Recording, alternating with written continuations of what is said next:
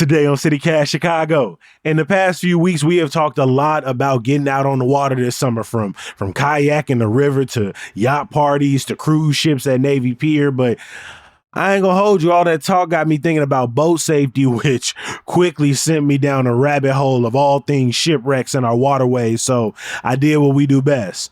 Brought in a Chicago historian to learn more.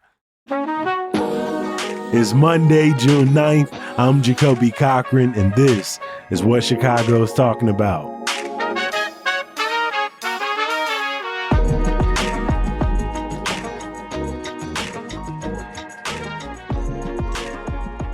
So over here at CityCast Chicago, we've actually done interviews about swimming and boat safety in the lake and river. I have those tips linked in our show notes if you want to learn more. But today we're talking about some historical disasters, and we've got Madeline Crispell, the curator from the Chicago Maritime Museum. Madeline, welcome to CityCast Chicago. Thank you. I'm thrilled to be here. Thank you for having me.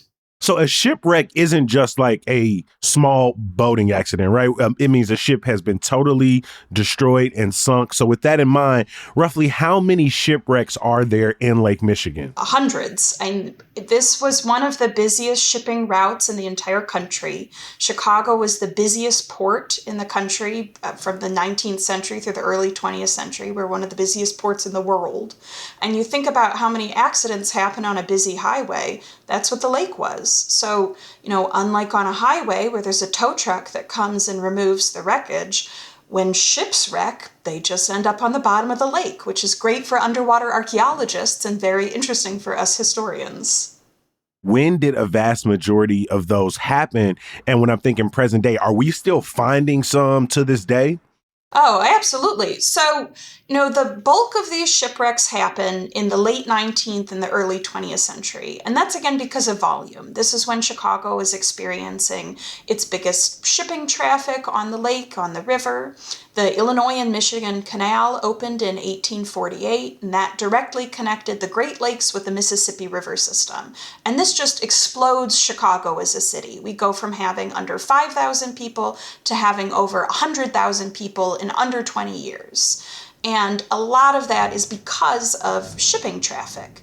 Now, naturally, when you have that volume of shipping traffic, you're going to have a greater volume of accidents, especially in the Great Lakes, which are a very treacherous place to sail. They always have been. We're a very flat place in Illinois. Weather comes out of nowhere. Your conditions on the Great Lakes can change really quickly, even if you're an accomplished captain, even if you have a barometer. In 1890, there's not going to be much else for you to do. We are certainly still finding shipwrecks as underwater archaeologists have developed their field and gotten better technology. It's easier and easier for them to find them.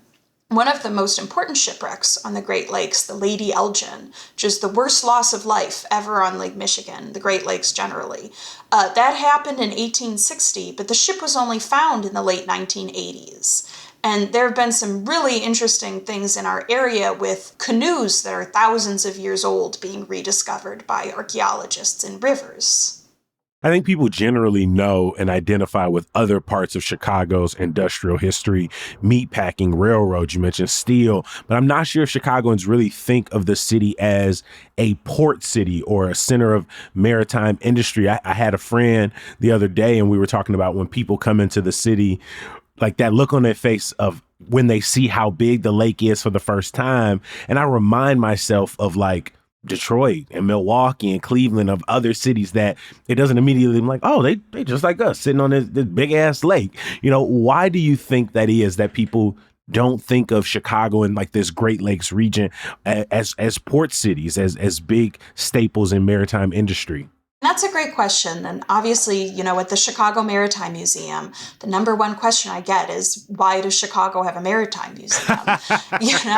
People think of us as landlocked. They think of the Midwest as landlocked.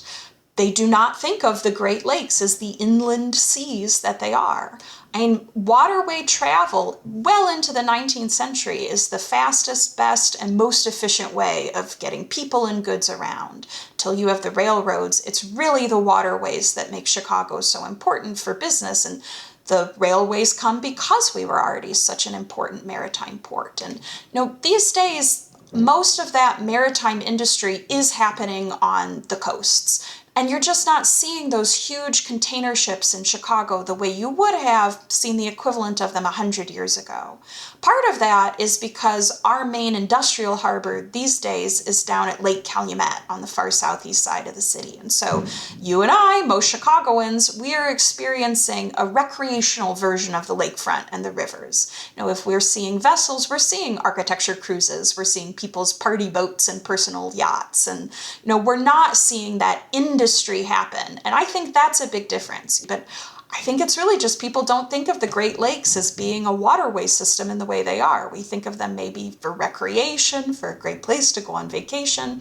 We don't think of them as being, this huge superhighway that's connected a big part of the continent for thousands of years. What type of vessels were on the water during Chicago's heyday? So what type of vessels are in our case, at the bottom of Lake Michigan? There are two main kinds of vessels that you're going to see on the bottom of the lake. The first is the schooner. That's a sail ship. Typically in the Great Lakes, it has 2 or 3 masts. Now that's quite a bit smaller than some of the schooners that you would see on the oceans. And that's for some of the reasons, that we've talked about. The weather was much worse and harder to predict on the Great Lakes, and you have a lot of smaller ports. And so these smaller 2 or 3 masted sail ships were a lot easier to access those smaller ports. So that's one. You see those ships in the Chicago area into the 21st century.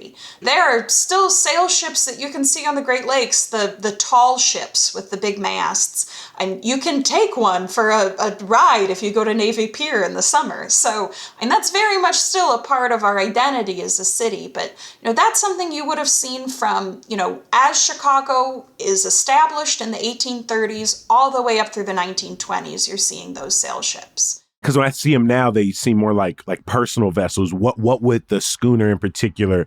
Was this a transportation vessel? Was this what were the goods that would have been you would have largely seen on one of these? Sure. So the 3 big industries that Chicago was a hub for in that 19th century period for the schooner trade are lumber, grain, and ore. And so, of course, it's our status as a hub. So the farms in the Great Plains load up trains with grain. The trains all end up in Chicago. That grain is loaded onto ships and taken over the Erie Canal to New York City to feed the cities in the east. So that's a big one. Lumber, too, is huge. It's important for constructing all of those, cities and towns out on the prairie where there aren't that many trees. Those, again, it's the reverse. Those trees come from northern Michigan or Wisconsin and then are put on trains when they get to Chicago. And then, of course, ore. Today we are part of the Rust Belt, but at one point that belt was not rusty at all. And so the ore from Lake Superior, from the Great Lakes, was extremely vital to the steel industry in Indiana and in Pennsylvania as well. So we talked a little bit about the schooner boat, sort of the one type of the major vessels we would have saw. And what was the other one? The other one is the steamship. So steamships are invented in the early 19th century. In Europe at first, they come to the States pretty quickly. You see a lot of those as passenger vessels. So in the late 19th and the early 20th century, there's this explosion of passenger steam travel, of people taking pleasure cruises to southern Michigan or to Indiana. Some of our shipwrecks are very notable passenger steamships.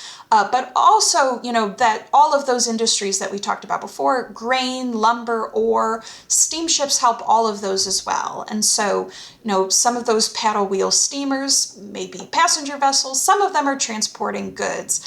During World War II, 2 of them became aircraft carriers. So these vessels have really interesting histories. So many of the the shipwrecks that we're talking about did happen in that, like you talk about that 19th century, that earlier 20th century history. Are there any so-called modern wrecks near or in Chicago?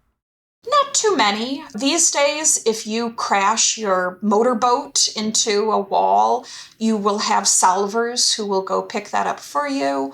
So you really don't see that many contemporary shipwrecks. Of course, one Great Lakes shipwreck that a lot of your listeners may be familiar with, the Edmund Fitzgerald that happened up in Lake Superior, that happens in the 1970s. So I mean, we're certainly not that far away from this period of shipwrecks. Do you have a sense of like what was the major causes or why there were so many? I know you used that analogy earlier of like, it was a busy highway and accidents happen. But do we have a sense of why? So sometimes it's weather, sometimes, it's an accident with another ship, sometimes it's something that goes wrong with your ship mechanisms. The boiler catches fire, you run aground on ice. Our lakefront here in Chicago has some really interesting dolomite, limestone deposits, Promontory Point, that whole area. Ships have run aground on those. So there are really kind of as many different reasons as there are different shipwrecks.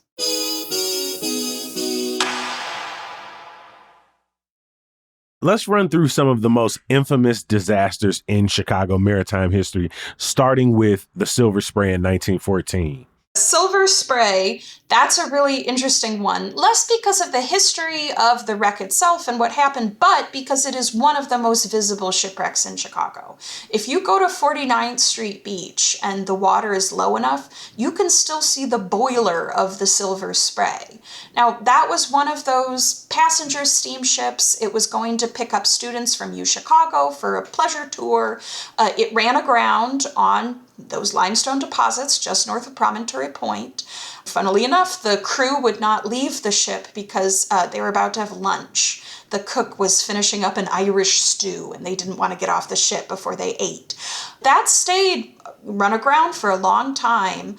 Over the years, as the water has eaten away at it, the only thing you can see today is the boiler.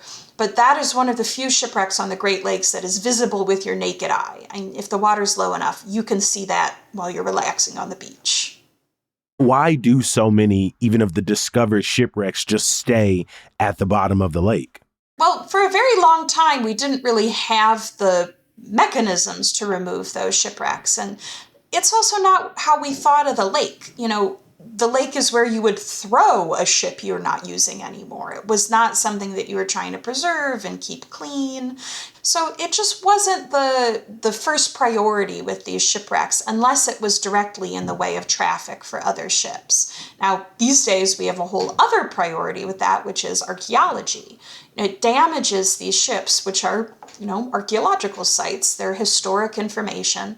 To remove them from the water damages a lot of the history that archaeologists can access. And so there's always an interest in preserving those shipwrecks as well. And often the best way of doing that is keeping them underwater. The deadliest shipwreck in the Great Lakes, you mentioned it a little bit earlier, was the one that happened just north of Chicago. What happened to the Lady Elgin? This is a shipwreck that almost nobody has heard of, and it is the deadliest disaster in the history of the Great Lakes. It's on the eve of Civil War. It is chartered by a group of militiamen from Milwaukee to use as a fundraiser for their preferred presidential candidate, Stephen Douglas. So they came down from Milwaukee to Chicago. They have a day to explore the city. The Milwaukee brass band played on the dock. Stephen Douglas couldn't make it fit into his schedule. What you gonna do? And on their way back, the captain of that ship, Jack Wilson, checks his barometer and sees they're in for some nasty weather. But, how do people react today when their plane gets delayed? Nobody wants to wait to leave. And so they end up leaving that night from Chicago at about 11:30. This is September of 1860, so the water's not too cold, but it's one of those shoulder seasons where we get bad weather in the Chicago area. And just off the coast of Highland Park, the suburb north of the city, they run into some really bad weather. Gale force winds, terrible rainstorm, and one of those small two-masted schooners, a lumber schooner called the Augusta, runs right into the Lady Elgin. Now, this in and of itself, not so unusual. And like I said, this is a busy highway. Think of how often a car gets into a fender bender on Ashland Avenue. And so, that could be what happened here. And the captains of both vessels thought it was, and they both went their separate ways. The Augusta went back to shore to make repairs. And that is when it becomes clear that the damage to the Lady Elgin was a lot worse than they realized. And that's because the ship had hit it right where its boilers were. So a crack forms in the ship, and the boilers fall right through that, creating a huge hole in the vessel. And the ship splits in half. Now, those militiamen used their axes to turn doors and furniture, pieces of the deck, anything they could to float to safety. 100 people survived, but 300 people would lose their lives. Like I said, making it the deadliest disaster in the history of the Great Lakes. There are immediate consequences. I mean, Abraham Lincoln is elected that fall, and he passes legislation to require ships being lit at night. If you've ever noticed the red and green navigational lights on ships, that all comes from this too. But then there's this whole other interesting chapter where the Lady Elgin's wreckage is discovered in the 1980s. And, whole other chapter with underwater archaeology that comes in that period. What is the story of its discovery? To the people who discover it, did they immediately know its history? Like, how is this story uncovered? So it was discovered by a salver named Harry Zyke. He mostly worked on more modern vessels. Like I said, if you're wrecking your motorboat, that's somebody you could have called to come get it. And he was a diver. There are a lot of divers in the Great Lakes, but Harry Zyke discovers this shipwreck. He does figure out what it is relatively quickly because of some of the artifacts on the ship. It is the only ship to be discovered on the Great Lakes that had gold on it, by which I mean a handful of coins, nothing too extraordinary. And then he and the state of Illinois embark on about a 10-year legal battle over who will own the ship. Whether it will be Harry, finders keepers, or the state of Illinois. And that is because in 1988, the government passed the Abandoned Shipwrecks Act, which required shipwrecks to be treated like any other archaeological site. So they're not owned by whoever happens to find them. They're owned by a state or an agency or someone who will help preserve it. And so at the end of this 10-year legal battle, Harry was able to argue that the ship had never actually been abandoned, that the insurance company was just keeping it off the coast of Highland Park on the bottom of the lake. And today it is one of the only privately owned shipwrecks in the Great Lakes, which is also sort of an interesting part of that story. I feel like we can't talk maritime disasters without talking about the Eastland. That ship was actually docked in the river in 1915. Are there any remnants of that disaster? Sure. And there are a lot of remnants. If you come to a museum like the Chicago Maritime Museum, you can see artifacts. You can see a diver's suit that was used to recover bodies from the Eastland. But it's interesting you phrased it that way because the ship is really not in the memory of Chicago as much as you would expect. That was the deadliest day in Chicago's history. 844 people lost their lives in July of 1915. It is Chicago's Titanic. Because it was in the river and not open waters of the Great Lakes, it is Chicago's deadliest day, but not the Great Lakes' deadliest day. Western Electric employees taking their company picnic on this passenger steamer that had seen better days and had some issues. It's 1915. This is 3 years after the Titanic, and one of the reasons that disaster was so bad was because there weren't enough lifeboats on the Titanic. So the people who owned the Eastland loaded it up with lifeboats, all on the top of the ship. There were more than twice as many people as should have been on it that day. It was very top heavy. And when everybody went to wave goodbyes, they're pulling away from, the side of the river. The ship turns and it capsizes in the river. Now, these are a lot of people, they're immigrants who work at the Western Electric factory. They don't know how to swim. People are dressed nicely for this event in long, heavy skirts and boots. You were not prepared to take a dip in 20 feet of some of the most polluted water, at this point. And so we do see this terrible loss of life. 844 of the 2,500 people die. And, this is something where we don't really learn about it in our Chicago history classes. I grew up in the Chicago area. I didn't know what the Eastland was until I was in college, and I took a walking tour of Bohemian National Cemetery, where you just see rows and rows of graves that all have the same end date. And, if you go down to the river today, you can see a marker for the Eastland. Every July 24th, there's a ceremony where a wreath is left, but I'm always intrigued that this terrible disaster is nowhere near as well remembered as, something like the Iroquois Theater fire, maybe. I grew up on stories of the theater burning down. But I've never heard the story of the Eastland and hadn't known about it until preparing for this conversation. Yeah, we our fires are famous in Chicago, right? The Great Chicago Fire, the Iroquois Theater Fire. We don't as often think about our maritime disasters. And what's interesting is we wouldn't have been able to rebuild this city if not for the maritime industry, if not for all of that lumber being brought, all of those materials being brought into the city, all of those new builders and planners being brought into the city. Yeah, you're absolutely right. I mean, there were already schooners with lumber and bricks as the city was still smoldering. We would have never been able to rebuild if we had just had the railroads. It was because of the waterways that Chicago is the city it is today.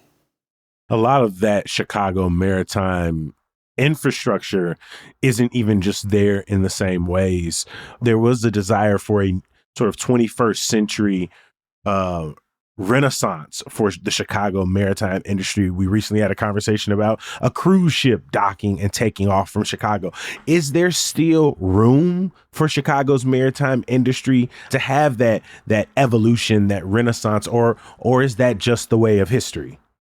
I mean, what I'll say is that Chicago still is a pretty important maritime industry. I mean, we're not the busiest port in the country anymore by any stretch of that, but thousands of jobs, millions of dollars are still coming into the city because we are a port and because we are a maritime port. And so the passenger ships are the things I think about the most. I live in the city. I don't drive. It would be so nice to go visit my friends in Michigan by easily taking a steamer ship out of Chicago.